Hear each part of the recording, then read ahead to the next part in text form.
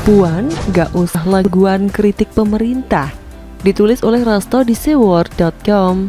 Halo, selamat menyaksikan channel Tanda Seru. Sebagai keturunan di mana mengalir dalam tubuhnya darah biru dari seorang pahlawan merupakan kebanggaan tersendiri bagi yang memilikinya. Terlebih orang yang memiliki gen biologis itu menempuh jalan yang sama dengan jejak yang dilakukan oleh orang tua atau pendahulunya. Orang sering menyebutnya sebagai anugerah besar yang tentu saja tidak mungkin semua orang bisa memiliki privilege semacam itu. Namun di balik itu semua ada tanggung jawab yang sangat berat untuk senantiasa menjaga dan memelihara karisma yang dimiliki orang tuanya. Sebab tidak jarang seseorang yang memiliki keistimewaan gen itu memiliki kemampuan yang sama dengan pendahulunya, terlebih sebagai keturunan dari seorang tokoh yang levelnya mendunia. Iya, skenario adalah pemimpin dunia yang menjadi ikon kebanggaan bangsa Indonesia. Soekarno adalah manifestasi seorang pemimpin yang menjadi penyambung lidah rakyat. Baginya, lebih baik dia menanggung derita daripada harus mengorbankan segenap rakyatnya. Suatu ketika ajudannya menghadap beliau untuk melakukan perlawanan demi membebaskan beliau dari tahanan rumah yang mendukung dirinya. Namun yang dilakukan sang maestro pendiri bangsa ini malah memerintahkan ajudan itu untuk segera meninggalkan tahanan rumah itu dengan alasan beliau tidak menginginkan rakyat menanggung penderitaan seperti yang dialami dirinya akibat pemberontakan yang dilakukan. Itulah yang acap kali sering penulis sebutkan dalam beberapa tulisan dengan sebutan sikap ugahari dan altruisme. Hal tersebut penulis lakukan demi mengingatkan bangsa ini, khususnya pembaca yang budiman, untuk menyadari bahwa kita telah kehilangan pusaka yang paling berharga dari bangsa ini, berupa fundamen berharga yang menjadi esensi semangat kebangsaan seperti yang sering penulis sebutkan di beberapa tulisan. Megawati Soekarno Putri adalah satu di antara putra-putri Insinyur Soekarno yang diakui atau tidak sebagai juru kunci yang memiliki kompetensi agar senantiasa dapat mempraktekkan dan mengaplikasikan ideologi yang dimiliki Soekarno sebagai penyambung lidah rakyat. Dan di pundak Megawatilah tanggung jawab melestarikan ajaran dan ideologi kebangsaan diharapkan dapat dilestarikan dan meresonansi dalam sanubari masyarakat. Apapun yang menjadi sikap Megawati akan menimbulkan dampak yang sangat kuat dalam menghidupkan, bahkan dapat meredupkan ajaran adiluhung yang diwariskan pada diri dan bangsa ini. Harus disadari Megawati sebagai pemimpin partai besar sekaligus tokoh nasional memiliki peran strategis dan fungsionalis dalam mengamplifikasi ideologi, bagaimana mengajarkan nilai-nilai luhur dalam kehidupan berbangsa dan bernegara.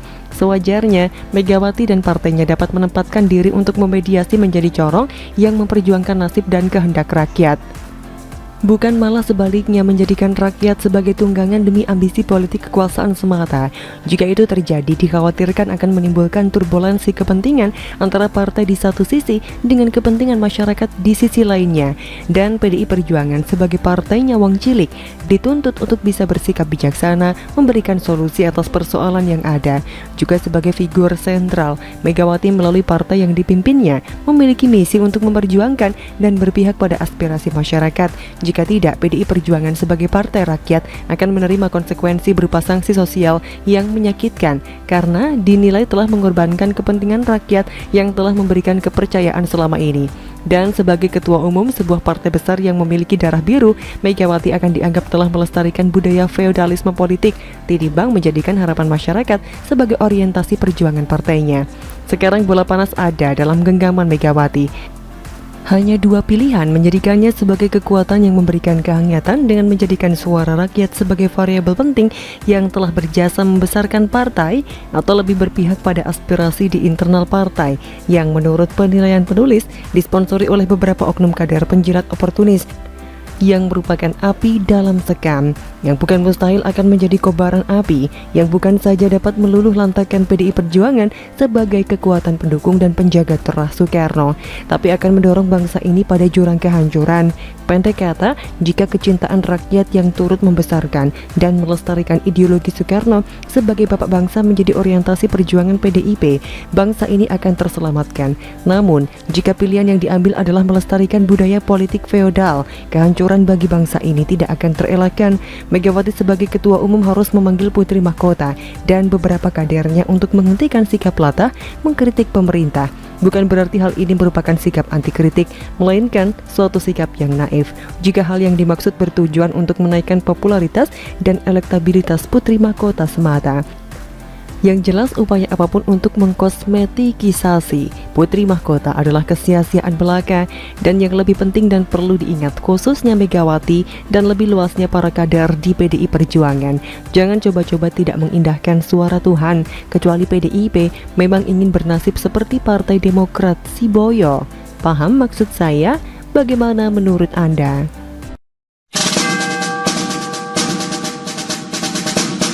Kisruh cat pesawat Wisma Hambalang bercat biru, jejak mantan yang bertahan, ditulis oleh Anto Cahaya di seword.com.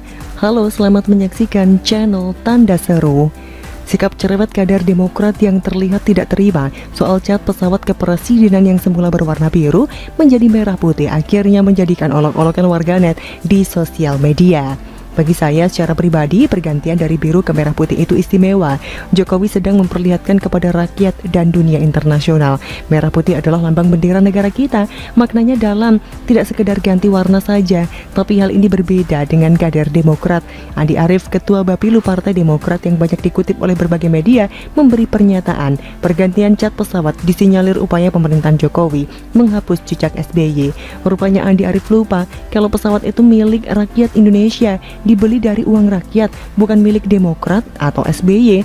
Lagi pula pergantian cat pesawat kepresidenan bukan untuk hapus jejak SBY. Toh manfaatnya dan fungsinya sama, tidak berubah. Justru menurut warganet, pemerintah sekarang masih baik hati menyisakan beberapa proyek mangkrak untuk dijadikan kenangan. Dengan kata lain, pemerintah tidak menghapus jejak. Jadi semestinya Andi Arief dan kawan-kawannya itu tidak perlu khawatir, jejak SBY masih ada. Nah, siapa yang tidak tahu Wisma Atlet Hambalang atau oleh warganet biasa sebut Candi Hambalang, beberapa hari belakangan ini kembali viral. Pasalnya ada foto beredar di sosial media Wisma Atlet Hambalang bercat biru, seperti yang dilansir oleh suara.com berikut ini. Viral Wisma Atlet Hambalang dicat biru dan ada bendera Demokrat. Ini adalah hasil editan. Hal itu menyusul ramai-ramai polemik pengecatan warna pesawat kepresidenan Republik Indonesia. Para kader Partai Demokrat mengkritik keras keputusan tersebut. Setelah itu muncul foto editan proyek Hambalang berwarna biru tersebut beredar dan diunggah oleh akun @ngehz. Dalam kicauannya, dia membahas soal warna pesawat kepresidenan yang sebelumnya berwarna biru dan diganti jadi warna merah dan putih. Menurut akun tersebut, sebenarnya warna biru juga bisa dimaknai dengan peristiwa penyobekan bendera Belanda di Hotel Oranye Surabaya, di mana para pejuang membuang warna biru dan menjadikannya bendera merah putih.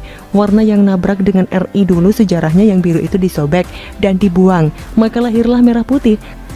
Tapi pakar kondomatika malah pengen pertahanin birunya.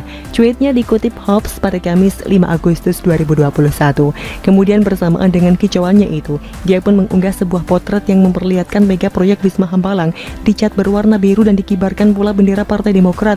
Usut punya usut, foto tersebut hanyalah editan dan meme sindiran belaka. Dalam foto itu terlihat pula narasi yang menyindir soal penolakan dari Partai Demokrat terkait pergantian cat pesawat kepresidenan yang semula berwarna biru menjadi merah. Silakan Demokrat kalau tidak terima warna biru dicat ulang, bisa cat Hambalang aja sepuasnya, bunyi narasi dalam gambar tersebut. Terlihat pula dalam meme sindiran tersebut bangunan Wisma Atlet di Hambalang diedit dengan warna biru.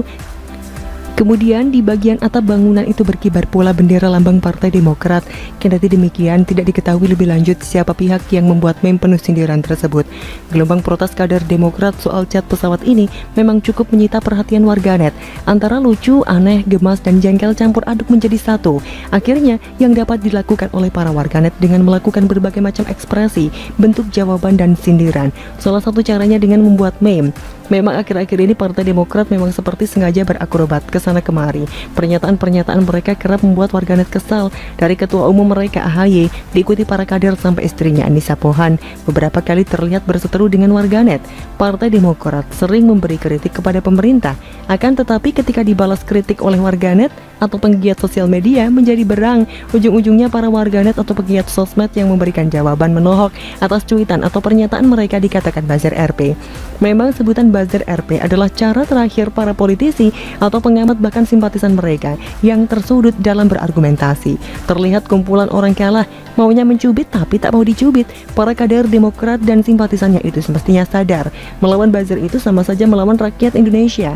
Buzzer itu juga kumpulan masyarakat, bahkan para buzzer itu sudah memproklamirkan diri sebagai buzzer NKRI, yang artinya mereka hanya ingin negara Indonesia ini dalam kondisi damai dan kecintaan mereka diwujudkan dengan menyerang pihak-pihak yang berusaha membuat gaduh dan kisruh di NKRI. Bagaimana menurut Anda?